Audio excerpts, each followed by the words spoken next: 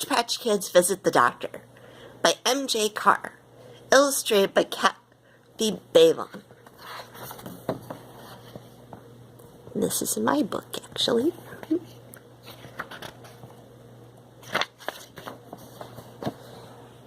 Jessie had a cold. On Monday, she had a scratchy throat. On Wednesday, she started sniffling and sneezing.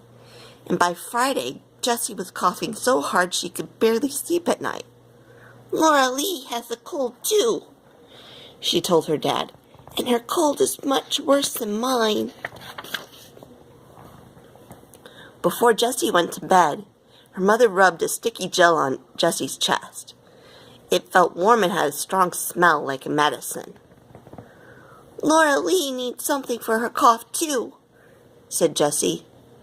She blew her fingers so they were warm, then rubbed them on Laura Lee's chest. She held Laura Lee tightly as she fell off to sleep. That way they both could get better together.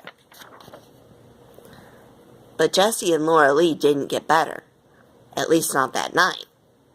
The room was still dark when Jessie woke up coughing. Her mother and father were in the room with her. They were talking in low voices, using words Jessie didn't understand. She heard her mother say, "Maybe she has bronchitis."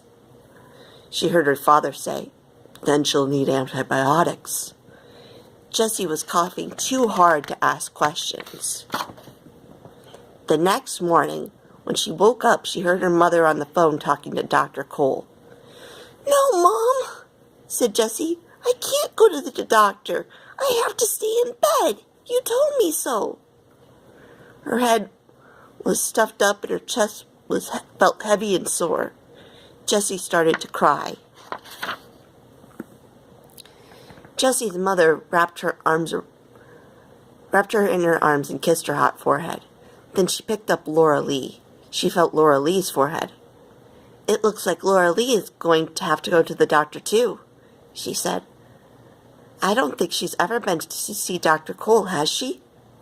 "No," said Jessie. "Maybe you'd better tell her what it's like. That way she won't be so scared."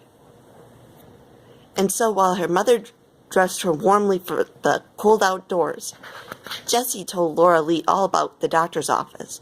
She told Laura Lee that Dr. Cole might listen to her heart with the stethoscope. "Sometimes the stethoscope feels cold on your skin," she said, "but it never hurts." She told Laura Lee that Dr. Cole would probably take her temperature with a thermometer. "She puts it under your tongue," she said. "It tastes a little funny, but not too bad. You have to be careful to keep your mouth closed until it's done." Next, she told Laura Lee about the tongue depressors. "They're like popsicle sticks," she explained. "Dr. Cole will tell you to open your mouth and say, 'ah.' Then she'll press down on your tongue with a flat stick so she'll see inside." Laura Lee looked scared. "Don't worry," said Jessie. "That doesn't hurt at all." "Ready to go?" asked Jessie's mom. Jessie looked at Laura Lee.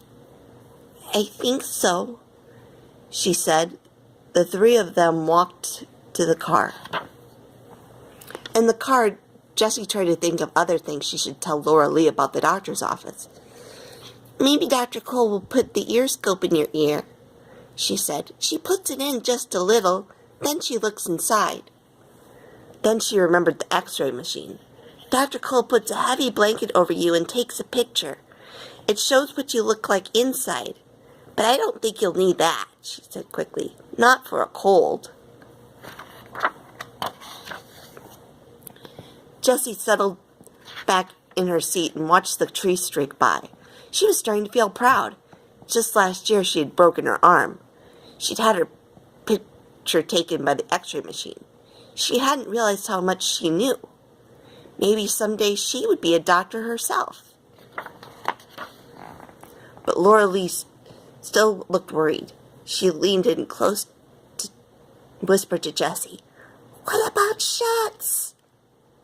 she asked. "Oh yeah, shots," said Jessie. "Dr. Cole puts medicine inside a syringe. Then she gives you a shot and the medicine goes inside you to make you better."